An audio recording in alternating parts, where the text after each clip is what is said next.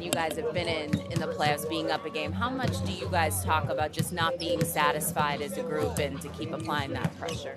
I mean, we just have honest conversations of just the type of energy we have to bring into the game, and also just being aware that we're playing against a great team, and we want to respect the other group, and I think that's most important, just respecting your opponent and giving the game what it needs. So just getting prepared, make sure you're rested, making sure the strategy is ingrained in your head for tonight, and just be ready for a war-like environment, very loud and very physical. Kyrie, you and Luka talked about how you guys have formed your guys' relationship. Mm-hmm. How much does having a championship-winning and a former superstar coach kind of like guiding that, building up the relationship also help? It makes things a lot easier. We don't take our skill sets or talents for granted. We understand that comes from God, that comes from a spiritual source. So when we get a chance to express how we feel about each other, we're very authentic, we're very honest, and I think that translates on the court. A lot of our closeness starts on our relationships as brothers off the court, and then it just makes it easier to go out there and compete. We just respect each other's skill sets, like I said. How do you feel about the coverage that they got on you on defense last game, and the difference between first half and second half for you? It was a great first half. Felt like I was just pacing the game a little bit and just making sure we got up the floor. I was understanding that they were coming off a Game 7, so they could have been a little fatigued, but we just wanted to stay aggressive and make sure that we took advantage of the easy opportunities. And in the second half, I like to say that Luka joined the party, my teammates joined the party, and when we're playing well like that, it goes a long way in terms of just our poise and just being comfortable in the game. We understand we're going against a great team, like I said, but we just got to keep staying aggressive and make sure that they feel us as well. Kyrie, there's been a lot of these games where you were the one joining the party in the second half as far as scoring goes. Is there a priority or an emphasis on you being more aggressive early on and being a tone setter? No, it's just like the same way in the last series and also in the Clippers series, just being able to flow into the game and not overthink it, and whatever the game shows me, just being able to utilize my skill set, my talent to offer my teammates some peace of mind out there. I can score with the best of them, like I said, but some games just going to be needed to play a different role, and that's okay as well. That's just part of the growth of our team, and part of our identity is just being able to adapt and adjust well on the fly. How do you think? I think you and Drew Holiday are the last one standing that already have a ring on the playoffs. So how do you think that affects the Dallas for better? It gives us experience. I feel like I use my experience very well, just being able to communicate with the guys and let them know what type of environment we're going into. But at the end of the day, they got to get their experience too, and I think that's the fun part about competition is, you can obviously have a veteran presence, but until the young guys go through it, they have no idea what it's like. So I think that's what we're in the process of doing is just having fun, competing at a high level, and then whether mistakes happen or not, we're still living with each other, and that's the sentiment with our group is we win together and we lose together, and just being ready to be mature about the approach. We're going into a hostile environment tonight, so we got to look forward to it. Kyrie, their ball pressure, because Minnesota's ball pressure has impacted a lot of guards in these playoffs. What is it about you and Luka that kind of allows you guys to navigate that?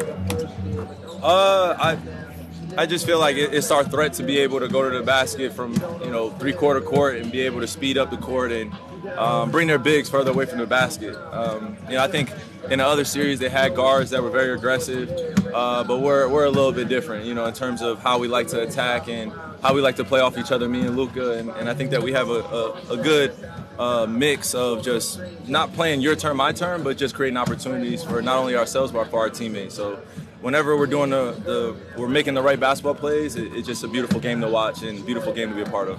When you're navigating kind of the emotions of a series, I know you don't want to get too high or too low with that, but how do you not? How do you regulate to make sure you're not swinging to extremes? By not treating the game of basketball very extreme. You know what I mean? It is the Western Conference Finals.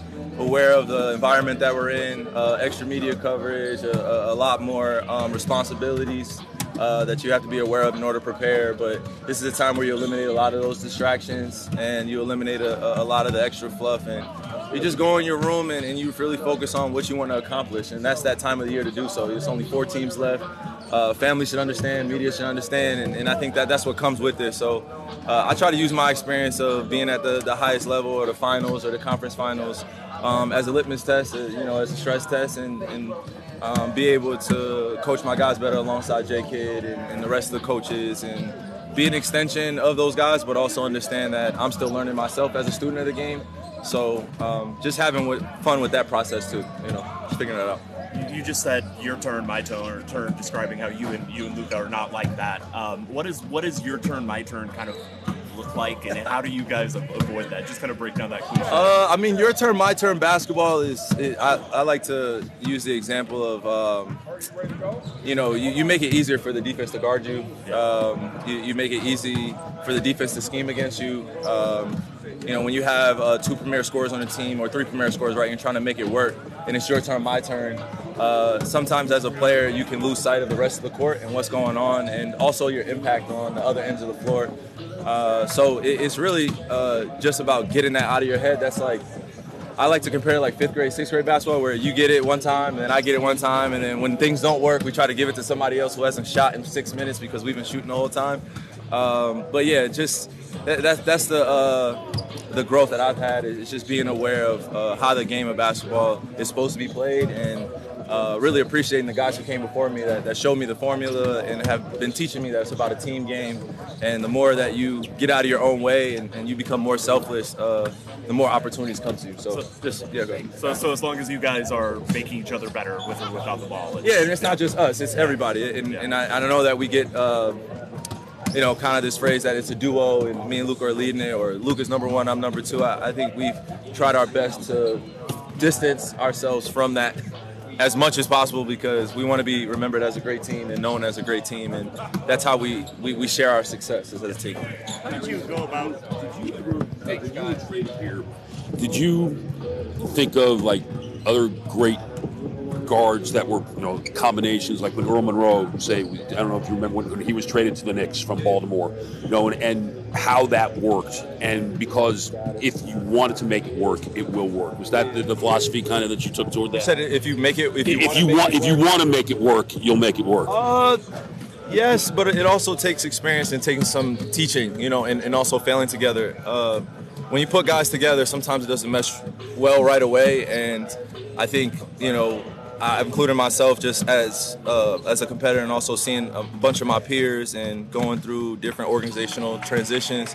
I think some people give up too soon, and obviously you can have a 3-year run, a 4-year run, but I think people give up too soon in the first year, 2 years. You're trying to put pressure on guys to be very successful right away. And I think that's unhealthy, man. I think that you got to give people grace and allow the transition to happen organically and allow the talent to mesh.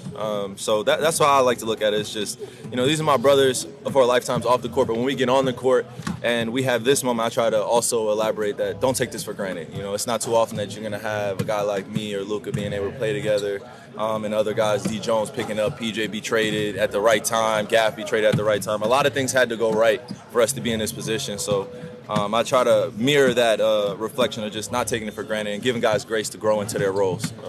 But when you have other guys that are willing to be selfless, it makes the goal a lot easier. Kyrie, so Ant is one of the faces of the league, and he's so young, and he said he wanted to guard you one-on-one. Yeah. So as you are a competitor, a veteran guy, does that extra motivated you because you were on fire on the first half? Yeah, when I said it was extra motivation, it wasn't anything personal against Ant. It was just more or less us now growing up in the league, and me being in my 13th year, him being in his first few years as well, and being ultra successful. That's the familiarity I have with a lot of these young guys, is coming into the league with a lot of pressure and answering that call. I had the great opportunity to win a championship in my first 5 years. So I accomplished things that a lot of guys didn't get to accomplish, and I know what that takes. And you have to have that no-fear mentality. So that's what Ant has, and it just makes me better. So I'm appreciative that he's able to push me at this age, but I'm also able to push him and inspire him. Yep. Thanks, Seth.